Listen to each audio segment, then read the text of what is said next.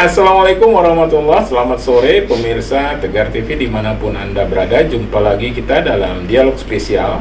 Kali ini bersama Ketua PSMTI Bandar Lampung, Bapak Rusli Taslim. Selamat sore Pak Rusli. Didampingi Bung Yongki, SHMH, Wakil Ketua PSMTI Bandar Lampung. Ya, selamat sore Bung Yongki dan Koakom ya, Dewan Penasehat PSMTI Bandar Lampung. Ini selamat datang untuk yang sekian kalinya di Tegar TV ini, ya kan? Kita temanya ini Pak Rusli adalah menyambut Imlek 2023 atau Imlek 2574 ya. 74 yang jatuh pada tanggal 22 Januari 2023. Ya, Pak Rusli sebagai Ketua PSMTI Bandar Lampung ini, ya Imlek ini kan seperti kita tahu akan jatuh pada tanggal 22 Januari 2023. Ini apa ini tahun ke apa? Silakan Pak. Terima kasih Pak Umar dan selamat sore para pemirsa. Ya, suku Tionghoa ini di tahun 2023 ini akan memasuki yang disebut Imlek atau musim semi. Ya, jadi kalau di dataran Tiongkok itu memasuki musim semi dengan hasil panen raya yang sangat luar biasa. Mereka merayakan kebetulan pas jatuhnya tanggal 1 bulan Imlek atau 1 Syawalnya lah. Itu kebetulan jatuhnya di tanggal 22 Januari 2023. Itulah yang kita sebutkan dengan Imlek atau Xinjia, artinya tahun baru. Xinjia itu tahun baru. Kenapa disebut Xinjia tahun baru? Karena mereka yang sudah petani, umumnya dulu kan petani, itu memeriahkan Xinjia ini dengan sehabis panen raya dan mau masuk musim semi, dan mereka berpesta pora untuk ya sungkeman anak-anak kepada orang tua, orang apa yang bapak kepada lebih tua lagi kakeknya gitu kan. Jadi ya ibaratnya budaya dari Imlek itu sama mungkin dengan orang Muslim atau satu Syawal itu ya seperti Lebaran. Ya Lebaran lah ya, itulah yang disebut ya Imlek itu Pak. Oke. Ini karena ada Koakam, Dewan Penasehat PSMTI Bandar Lampung. Ini biasanya kalau Imlek itu apa acaranya Pak Koakam? Ya biasanya kan bersyukur dulu ya pada Yang Maha Kuasa. Bersyukur pada tanggal 1 itu ya, 22 Januari itu atau tahun Imlek itu. Ya, tapi biasanya tanggal 1 malam sebelumnya kita udah di kelenteng. Makan bersama dengan keluarga, bersyukur bersama gitu. Ya. Itu sebenarnya itu kan penanggalan itu disebut juga Spring Festival kalau di China itu, karena kan ada 4 musim. Nah, karena ini kan udah kalender Imlek itu juga mengikuti kalender untuk pertanian. Jadi di musim semi dimulai kapan musim tanam, kapan musim ini, terus jadi terakhir sudah ada hasil. Nah, itu kita ada Spring Festival untuk ya bergembira setahun gitu. Ya, Bung Yongki, B-nya ini Bung Yongki ya? Iya, Bong Yongki. Ya. Ini gimana persiapan yang untuk menyambut 22 Januari ya, sekitar 10-15 hari lagi nih. Iya. Ya, persiapan keluarga barangkali. Biasa kita setiap pergantian tahun itu kita selalu berkumpul dengan keluarga. Itu biasanya kita persiapannya adalah kita menghubungi semua keluarga besar kita. Biasanya di malam Imlek, berarti tanggal 21 malam. 21. Biasa kita berkumpul keluarga.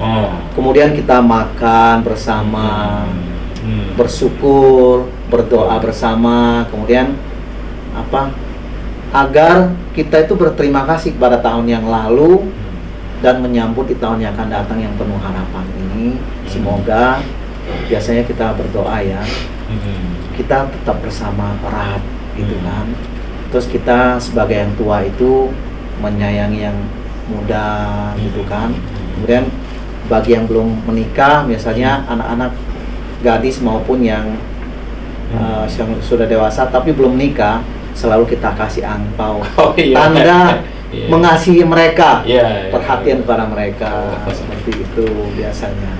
Persiapan kita ya seperti tahun-tahun yang lalu ya, kita selalu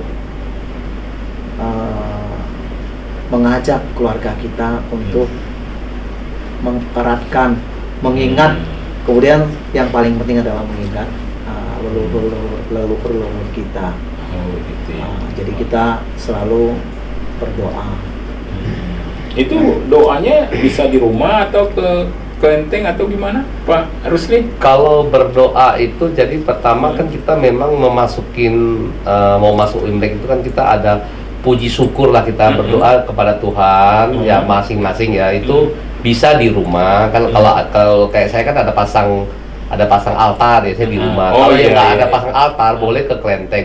Tapi ya. kalau saya dua di altar rumah saya juga saya bersyukur, puji syukur bahwa tahun 2022 kita sudah bisa melewati dengan selamat, sukses segala macam. Iya. Habis itu saya jam 12 malamnya persis mau masuk 00 itu, Oke. saya ke kelenteng lagi, sembahyang lagi. Oh, Kenapa? iya. Sebentar lagi kita mau masuk tahun 2023 Imlek kan, ibaratnya kan. Jadi kita ya memohon lagi kepada Tuhan bahwa kita masuk 2023 nanti lebih diberikan segala yang kita dapat di tahun 2020. Jadi itu semua kepercayaan masing-masing. Iya. Ada yang ke gereja, ada yang bisa ke wihara, ada yang ke kelenteng, ya gitu itu ya. bebas aja.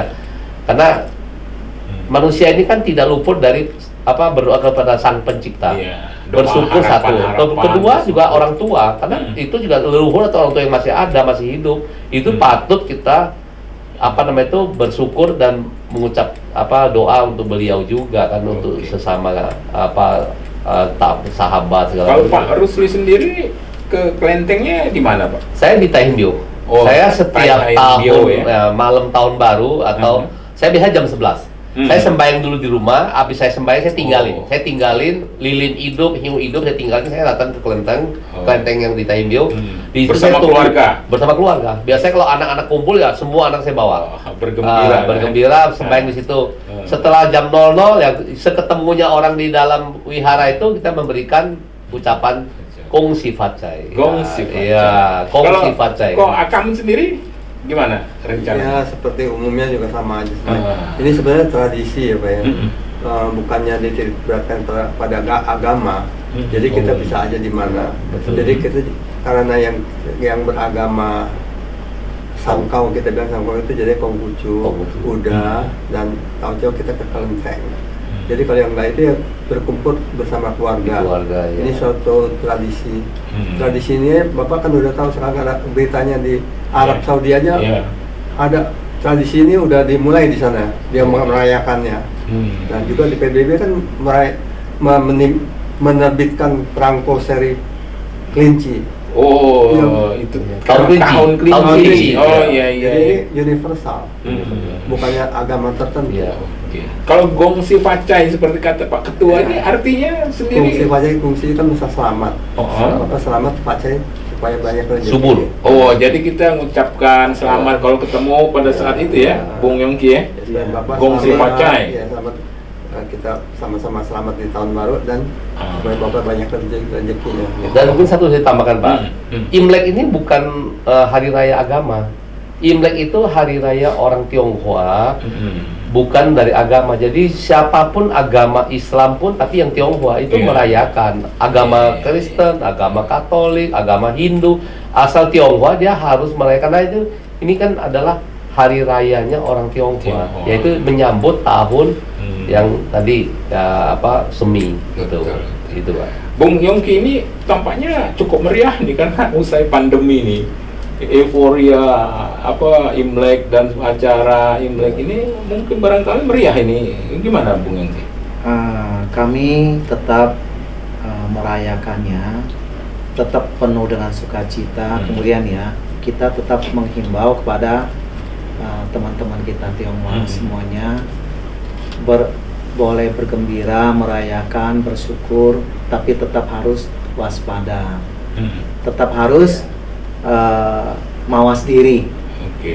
Karena kita menyambut tahun-tahun perubahan yang sangat drastis sekali. dan ini sangat tajam sekali. Maka kita di tahun yang akan datang ini tahun kelinci air ya. Iya, kelinci air. Diharapkan kita itu lebih gesit, kemudian lebih lincah,